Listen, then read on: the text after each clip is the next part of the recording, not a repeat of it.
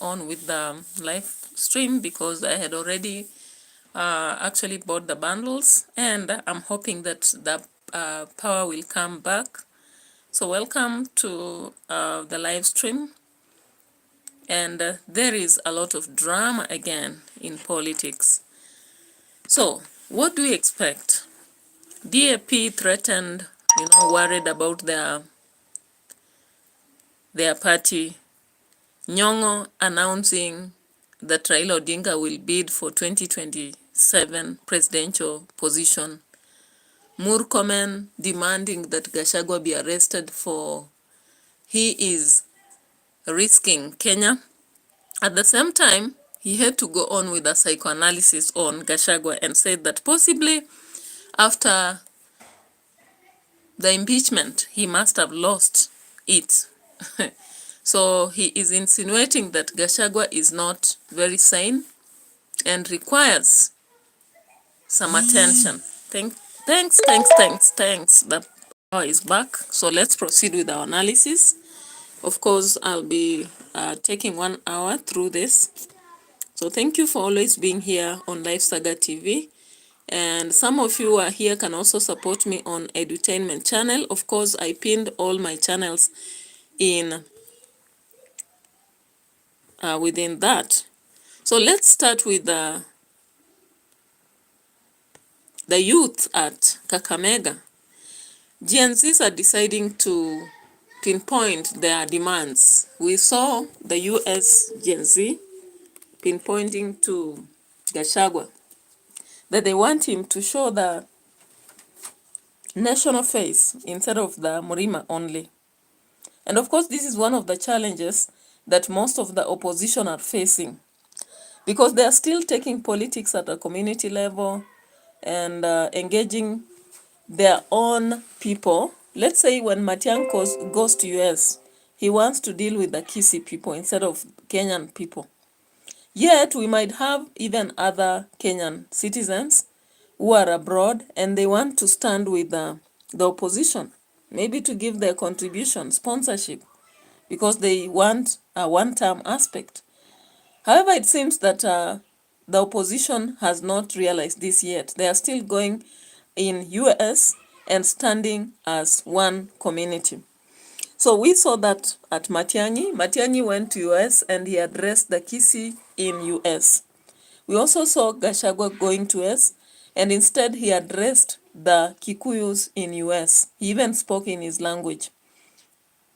So the cousin narration can only work if these people will show the national face. And this is one of the problems that we have to let the opposition stop if they really want to be in power.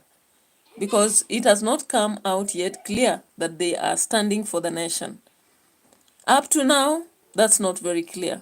So looking at all those oppositional leaders, we feel that it's time they actually stand for Kenya and not just for... Okay, meanwhile, let's look into Gen Zs in Kakamega and what they had to tell Ruto.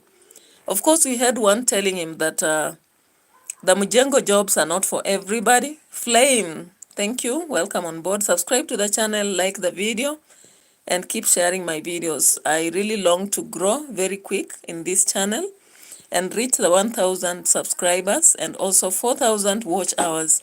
So we are on a goal. Let's focus on it. And thank you for your support. Always press the notification bell in case you like my videos so that anytime I post anything, you are with us. So of course, you saw clearly as this was going on in Kakamega, Ruto was told clearly what he has to do.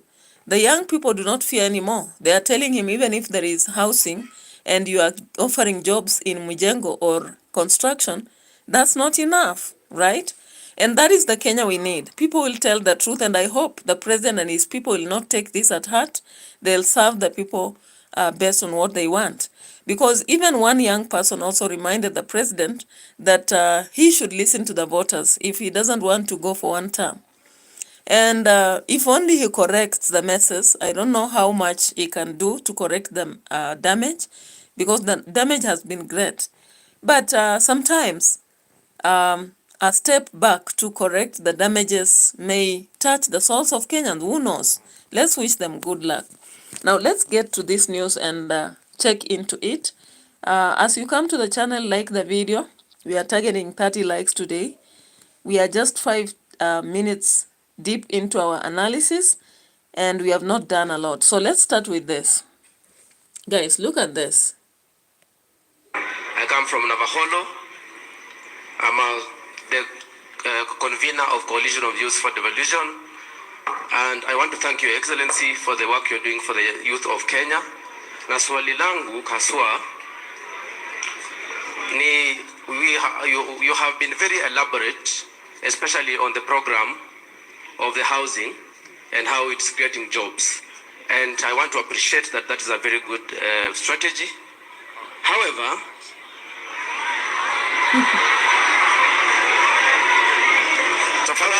my question is, for professionals who are not in that field, like yourself and myself who did actuarial science, what is the plan of the government to ensure that we do not leave behind professionals that do not are not in the building sector, but can still benefit from the government programs? And I invite you in October for Youth Devolution Festival. Asante.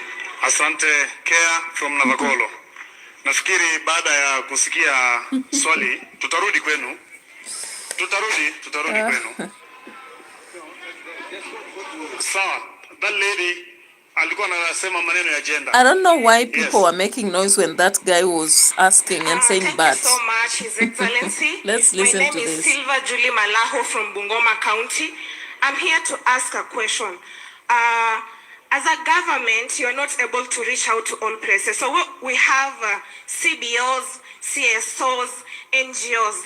I haven't heard you addressing anything or any funding model. For example, we reach out to young ladies, we give them reusable sanitary towels.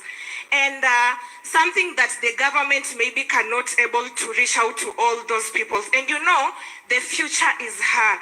And something like a period is a natural occurrence, something that has to be addressed every time and every time. So what is the government doing to ensure that something like that is addressed? Thank you.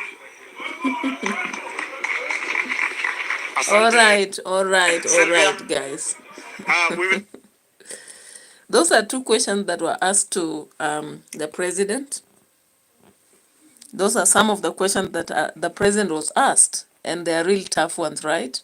Now let's get to another one, because there was a young fella who also asked something very tough in that specific meeting, the Youth International Day, Kakamega County. Let's listen to him. If you heard it, I don't know. A lot of things for formality.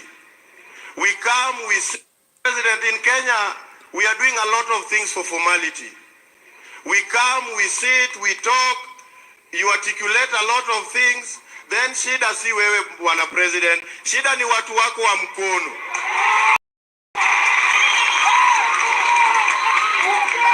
Bwana President, watu wanasema unatenga lakini hautengi, shida ni watu wa mkono. Ita watu wako wa mkono kwa ofisi na uwapange. Ya pili sir, we are having youth-driven organization across Kenya, and we are still depending on grants and funds from other counties and overseas. Yet the government is having a lot of money. We are also pleading that we can have a platform where youth-led organization can apply for grants from the Kenyan government. Wazungu wacha niongee na president. Wacha.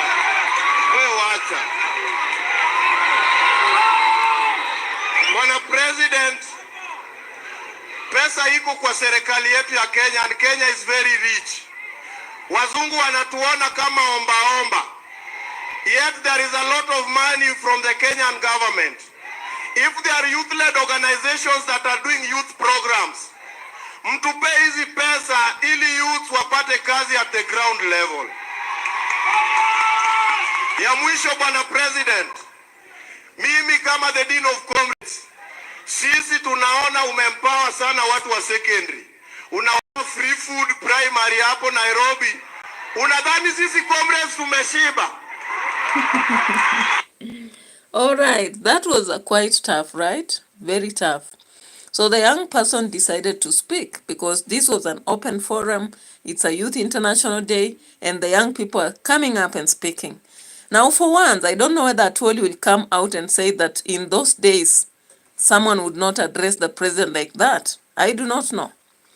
Because this is one of the platforms, actually, if the president has continuous forums like this, and it's not just sitting and discussing, it's not lip service, but it's real work, then this is the only way the president should go on to address the matters that the citizens are facing. We expect that after the Youth International Day, he should allocate also a day for different counties and address different people, the teachers, the nurses, the police, different people in different careers, so that he knows the specific problems we face, whether it's SHA, whether it's NSSF, whether it's whatever.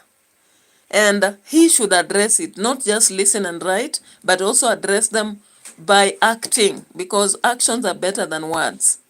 These days, I don't believe in words, I believe in actions. Whatever somebody acts speaks volumes than what they say. If somebody says, I'm fine, but then you realize that they are going to hospital, it means they are just formality. So formality aspects were discouraged by the youth today. We had those who addressed the matters of sanitary pads. We had those who addressed the matter of other professions. The fact that housing is being done and people have got jobs in housing is not enough.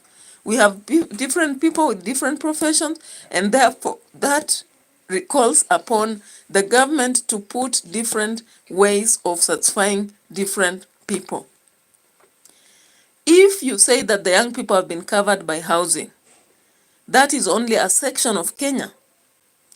If you say maybe Kenyans have been covered by roads, that's only a section. And markets, we have so many demands that Kenyans want. And that is why the youth did a very good job by addressing directly what they are. In fact, you can see this Dean of Comrades is struggling to explain and trying to,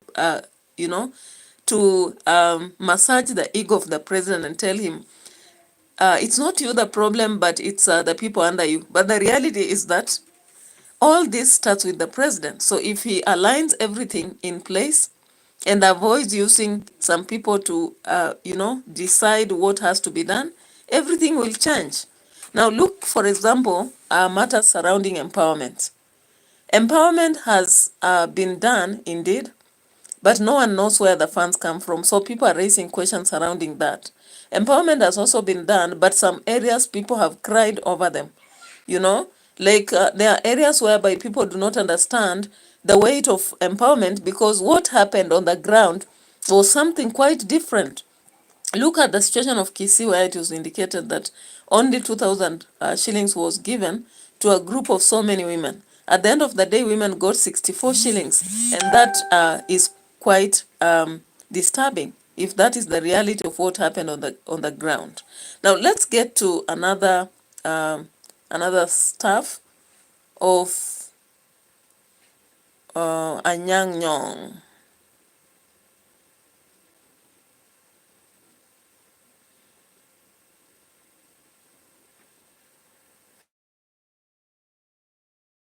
Out and tells us that Raila is vying for presidential seat in 2027. Like, seriously?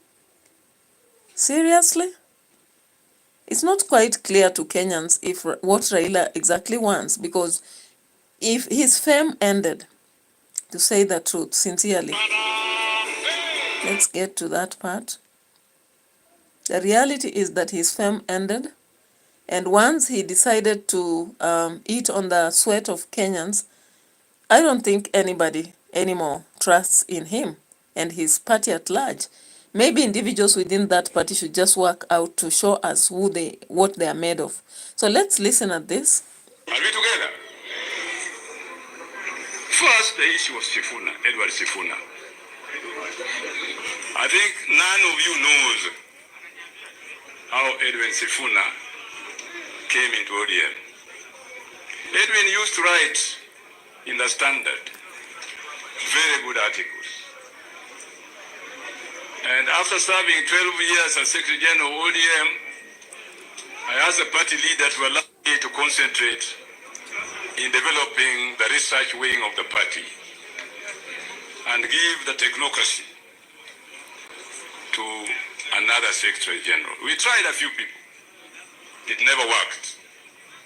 So one day I said, this young man who writes so well in the Standard and has an email address, let me call him to have a lunch with him. And I had lunch with Sifuna at the United Kenya Club, and I was very impressed. So I went and talked to the party leader. There's a young man here who I want to introduce to the Inani. We in the party sourced Kifuna from his professional work to bring him to the party. And he has been doing an excellent job since then. I'm serious. So let us support him. We in the party support him. Let the people support him. The guy is built for the future. I'm serious. The guy is built for the future. You know what I mean? Ukiangalia huko mbele, utaona Sifuna. Utaona nani? If you don't know what I'm saying, go home, fikiria. Sawa.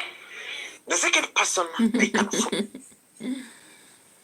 All right, so that is a video that I picked intentionally to ask about the intention of ODM.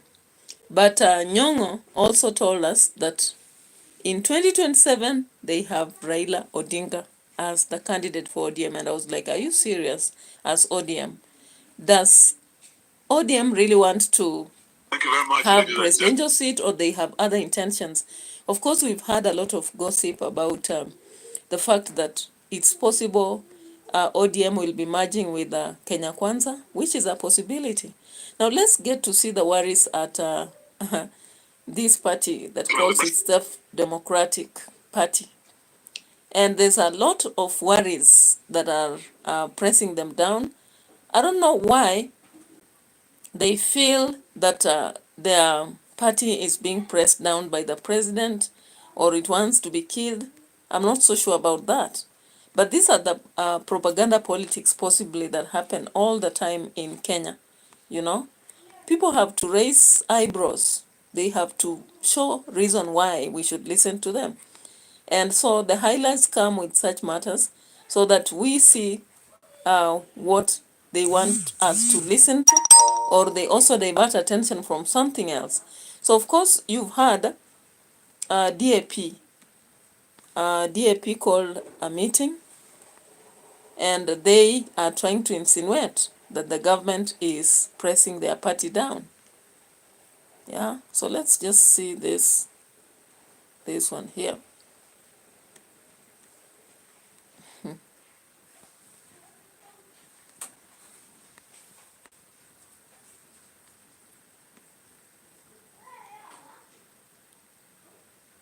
Where is this?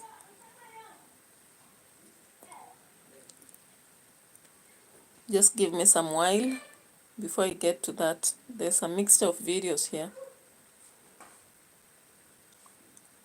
Yeah, here. It is here. Thank you very much, ladies and gentlemen of the press. We know that it's been quite a wait. Many of you have been here almost 3 hours now. We appreciate your patience. And I also want my colleagues in the neck. Today we had a full house in terms of the leadership of our great party. Yours truly, the party leader. We've had the Honorable Munyini, the first deputy party leader. We have had His Excellency Ayub Savula, the Deputy Governor Kakamega, who is the second deputy party leader. We've had His Excellency Governor Natebea, who is our third deputy party leader.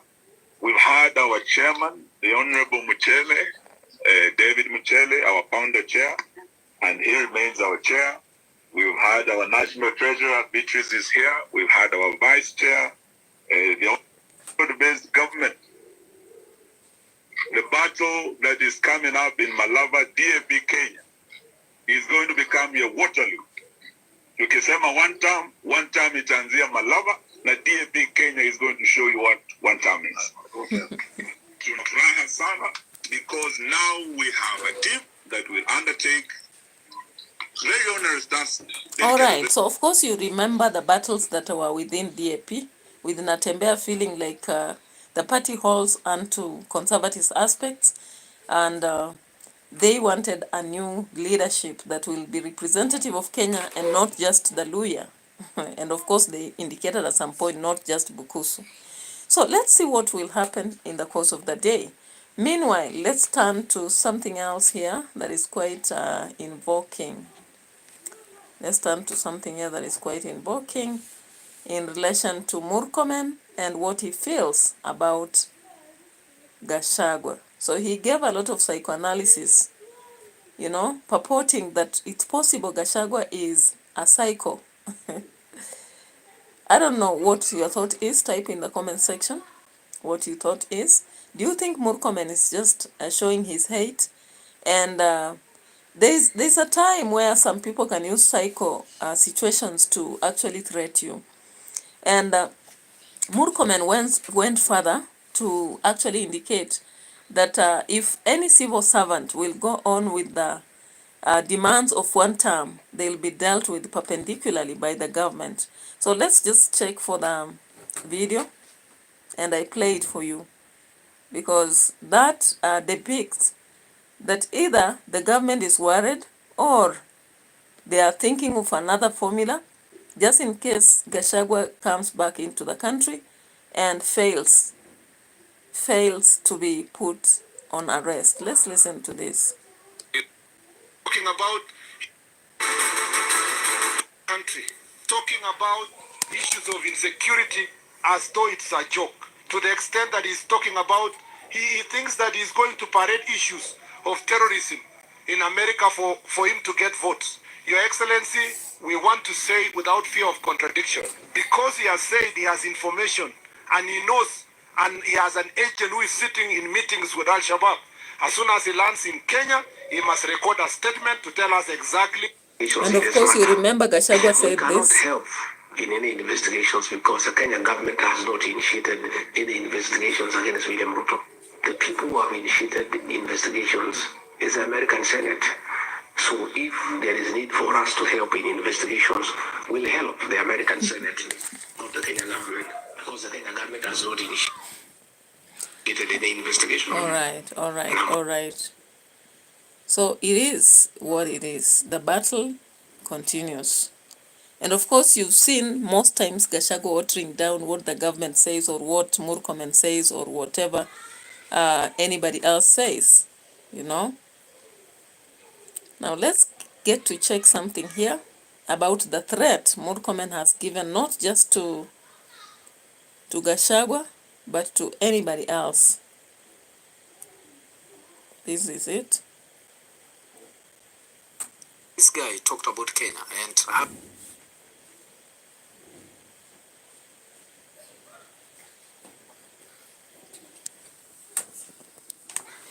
If you missed it, get to listen to this, the psychoanalysis of Gachagua. If the former deputy president has any information that is worth consideration, not just by even international institutions, if he has that information, he must record it with the DCI as soon as he arrives the country, so that we can take him seriously. And he either is a pathological liar or is a mental case that needs treatment. And you know, Constitution of Kenya insists that for people to hold a public office, they must be of sound mind. Which Did you get that? Did you get that point? Murkomen said that for people to hold office in Kenya, they need to be sober and sane. So are they trying to raise other situations surrounding Gachagua so that in case the arrest fails, then they'll consider him a mental case? That is a question I'm just putting ahead, because impeachment alone is not enough to stop him from vying for the position of president. But which other way do they put him outside the poll? Maybe possibly by having an arrest of 6 months, or maybe indicating that he's insane, right? Let's push ahead from what Murkomen said here, because he continued. He did a lot of psychoanalysis on Gachagua, and for whatever reason, I do not know. Posts of his messages and so forth.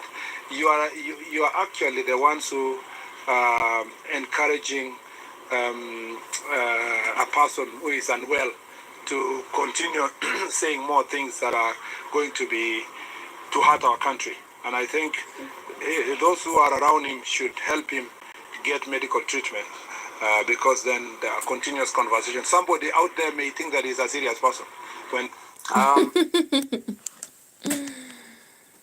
oh my God. Hey, so Gachagua has been spelled to be nuts, right? He has been spelled to be nuts. Let's just collect other situations where Murkomen said the same. And of course, there is a point where Murkomen was saying the police are no longer allowed. Let me just check for it. Are no longer allowed to spell the word one term. And if they continue, they'll be losing their jobs. So let me just look for the specific video.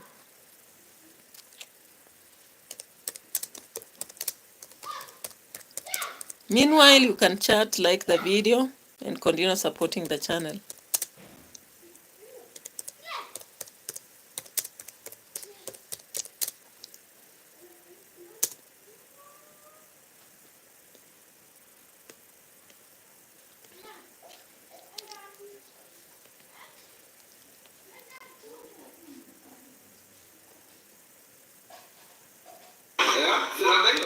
Yeah.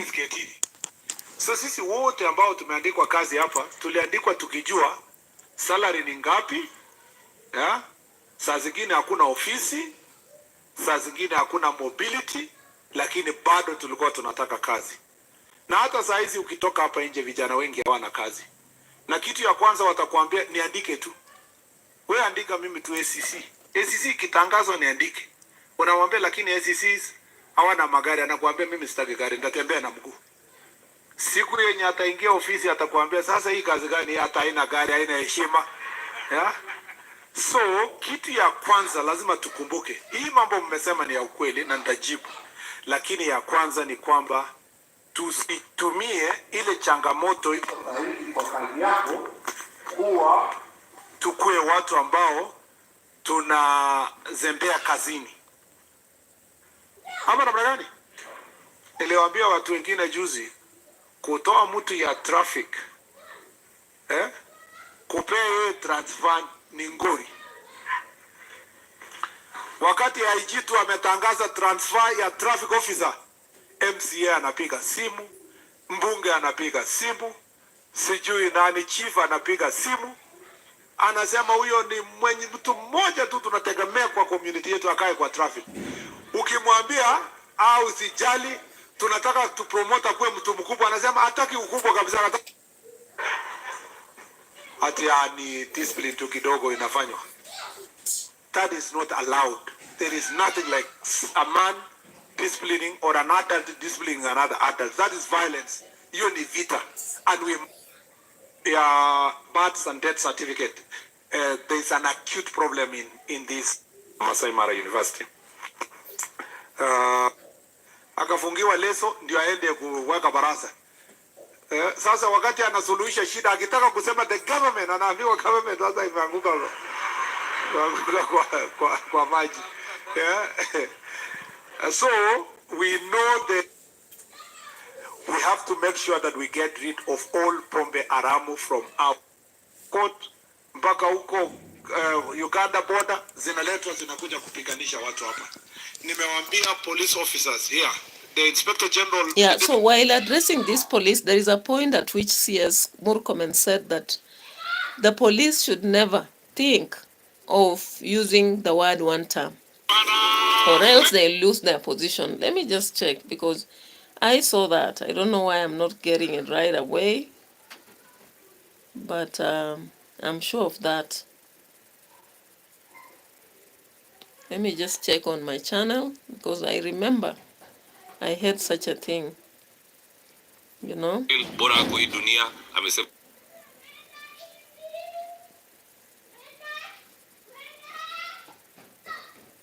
One minute, give me 1 minute, I'll be getting it here.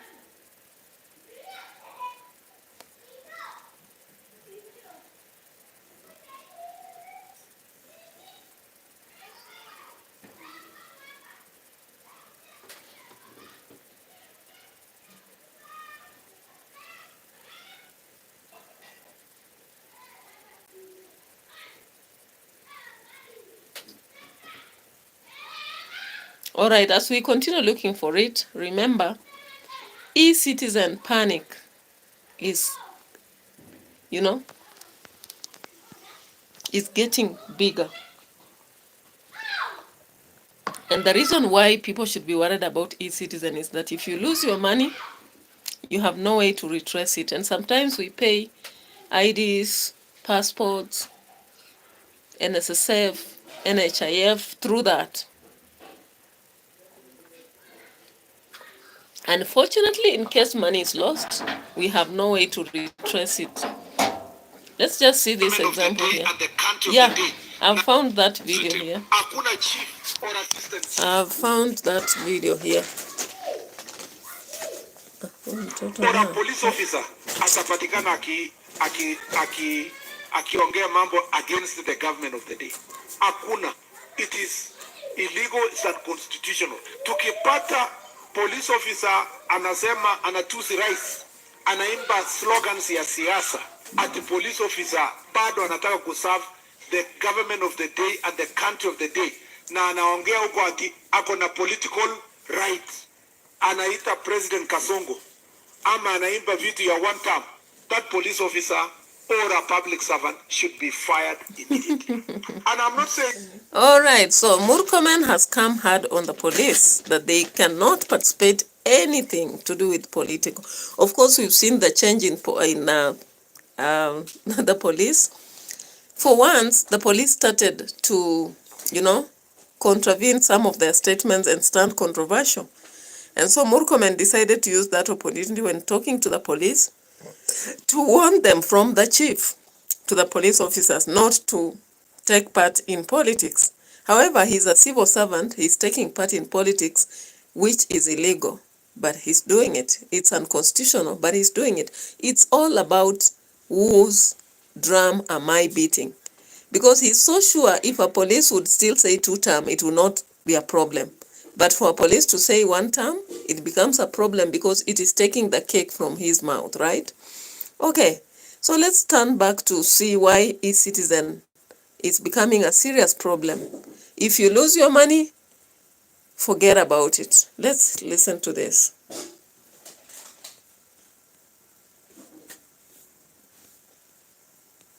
This is actually the 3rd time this is happening.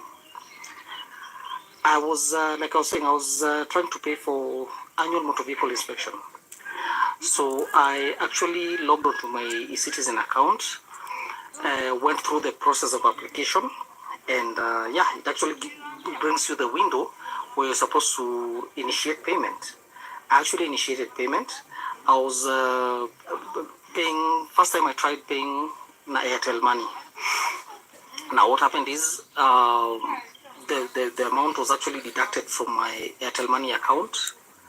I did not receive an acknowledgement on the e-citizen platform. I again tried from M-Pesa. The same thing happened. It was deducted from M-Pesa, and I didn't get an acknowledgement from on the e-citizen platform, that is the NTSA teams. It was that was actually 2 weeks ago. Yeah, 2 weeks ago. And it is actually when it actually came out that expose about 44 billion being lost from the e-citizen came up. I tried. Nichekea maji I kama have mama. tried calling. I've tried calling Utaweka tu kwa mtungi mkaange hiyo mboga. eCitizen because I actually called NTSA and NTSA wakasema then they can actually not. So in summary, eCitizen is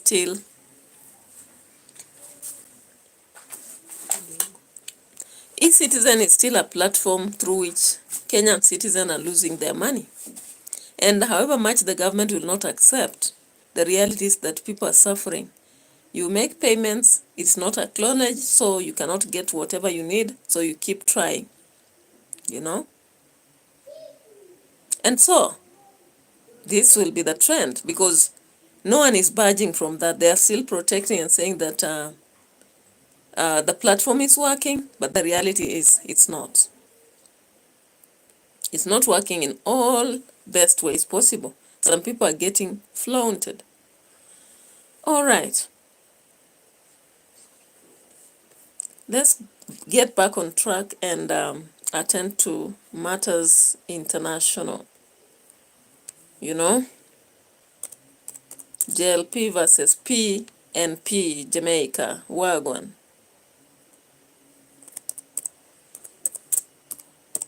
So the Jamaican politics have been so interesting, guys. I've been following closely.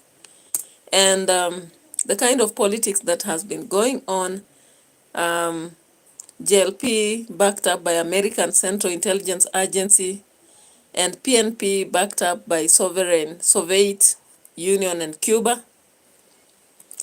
So in the past 21 hours, JLP say they love September 3rd for elections. PNP, on the other hand, It's not the first time that Jamaicans are going to the national... PNP predicts a handsome win. What is your thought? The Jamaican in the house, do you believe that PNP is going to win as they are predicting? While JLP is loving the September 3rd as the best day for elections?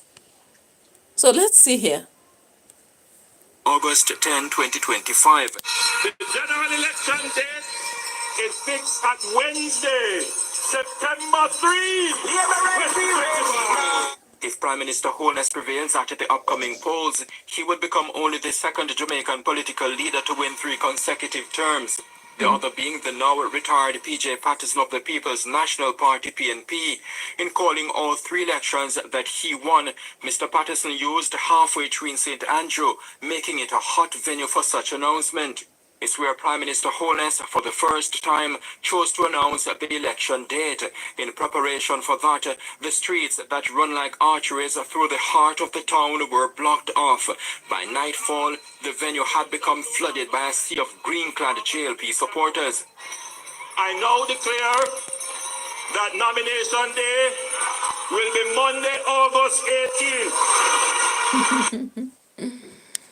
Monday, August 18 becomes the nomination day in the elections within Jamaica, as we see PNP and JLP going for each other and waiting for the win.